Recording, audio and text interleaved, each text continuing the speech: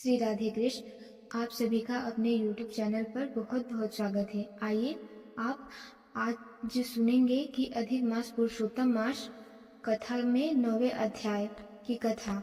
अब तक आपने 1 से लेकर के 8 अध्याय कथा को श्रवण किया। अगर नहीं सुना हो तो हमारे चैनल पे अपलोड है, आप वहां से जाकर के पिछले अध्यायों का कथा श्रवण कर सकते हैं। तो बोलिए प्रेम से भगवान विष्णु की जय, माता लक्ष्मी की जय, भगवान श्री कृष्ण की जय, सर्व देवी देवता की जय।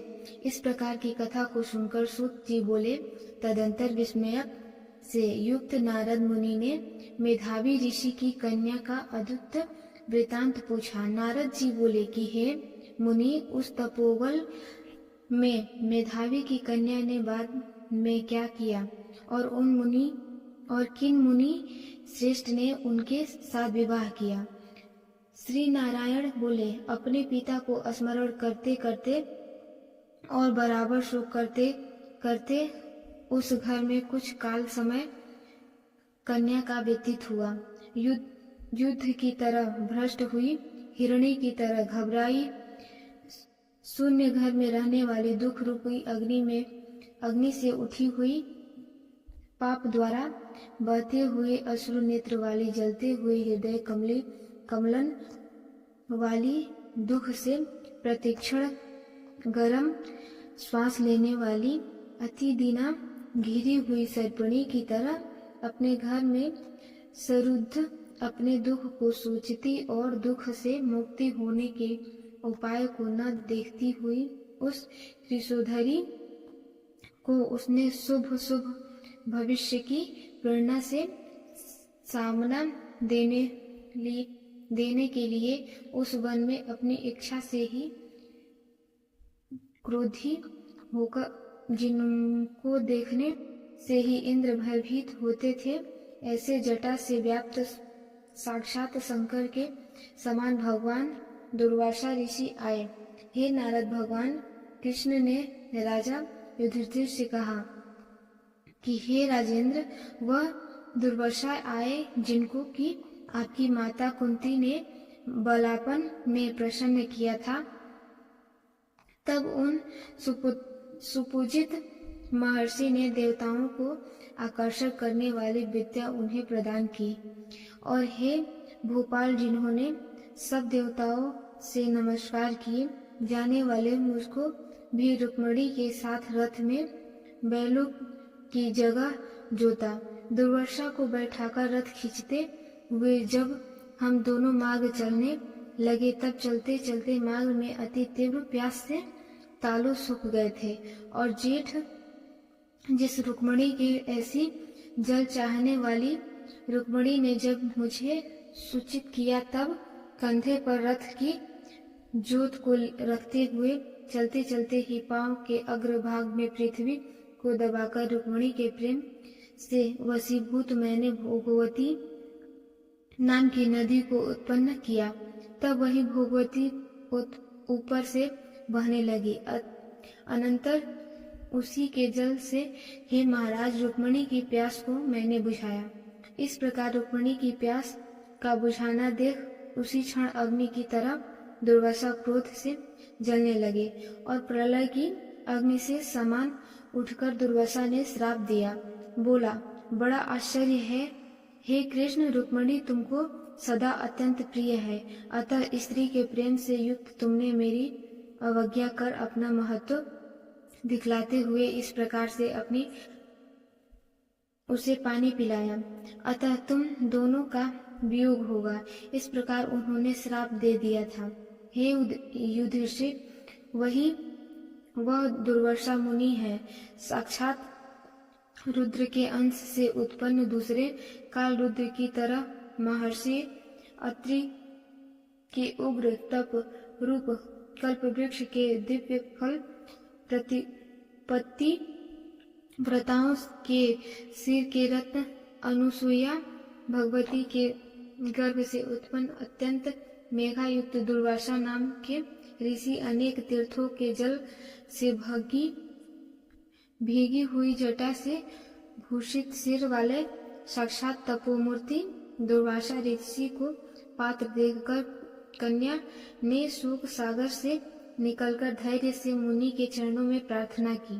प्रार्थना करने के बाद जैसे ही वाल्मीकि ऋषि को जानकी अपने आश्रम में ले आई थी, वैसे ही वह भी दुर्वासा को अपने घर में लेकर अर्घ्य पात्र और विभिन्न प्रकार के जंगली फलों और पुष्पों से स्वागत के लिए आज्ञा लेकर आदर पूर्वक पूजन कर तदंतर हे राजन,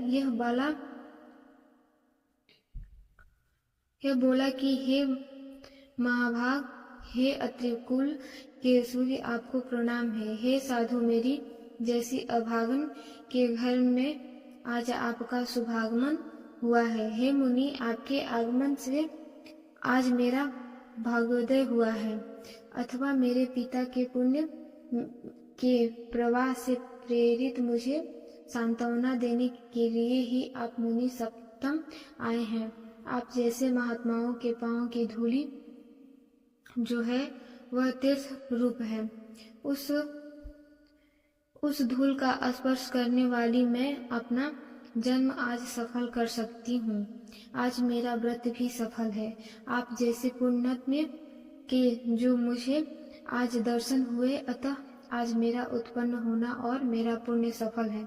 ऐसा कहकर वह कन्या दुर्वासा के सामने चुपचाप खड़ी हो गई।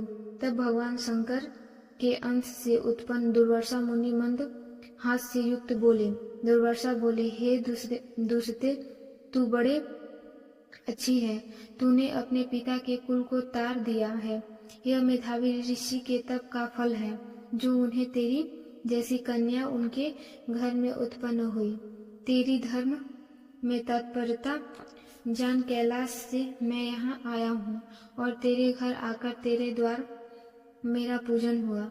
हे वरु है, मैं शीघ्र ही बद्रिका आश्रम में मुनीश्वर सनातन नारायण देव के दर्शन के लिए जाऊंगा, जो प्राणियों के हित के लिए अत्यंत उग्र तप कर रहे हैं। कन्या बोली कि हे ऋषि, आपके दर्शन से ही मेरा शोक समुद्र सूख गया है। अब इसके बाद मेरा भविष्य उज्जवल है, क्योंकि आपने मुझे सावना न दी। हे मुनि, मेरी उस प्रादुर्भूत भरी ज्वाला युक्त रूप अग्नि को क्या आप नहीं जानते हैं? हे दया सिंधु, हे शंकर, उस दुख अग्नि को शांत कीजिए। मेरे विचार से हर्ष का कारण मुझे कुछ भी दिखाई नहीं देता। ना मेरे माता पिता हैं, ना भाई जो धैर्य प्रदान करता, अतः दुख समुद्र से पीड़ित है कैसे जीवित रह सकती हूँ। जिसके दिशा में मैं देखती हूँ, वह दिशा मुझे शून्य ही प्रतीत होती है। इसलिए हे तपोनिधि, मेरे दुख का निस्तारण आप शीघ्र करें। मेरे साथ विवाह करने के लिए कोई भी नहीं तैयार होता।